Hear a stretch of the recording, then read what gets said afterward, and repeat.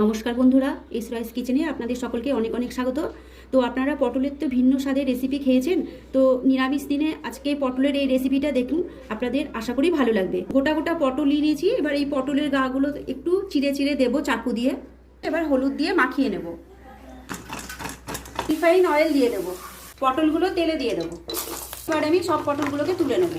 ওই তেলে আমি গোটা তেজপাতা, গোটা গরম মশলা ফোড়নে দিয়ে দেবো, আদা বাটা, টমেটো বাটাটা দিয়ে দেবো, জিরে আর ধনে বাটাটা দিয়ে দেবো, শুকনো লঙ্কা বাটা, লবণ স্বাদ মতো, হলুদ দেবো খুব সামান্য, কাশ্মীরি লঙ্কা গুঁড়ো, ভেজে রাখা পটলগুলো এবারে দিয়ে দেবো, চিনি দেবো, এবার এই আমুল দুধটাকে দিয়ে দেবো।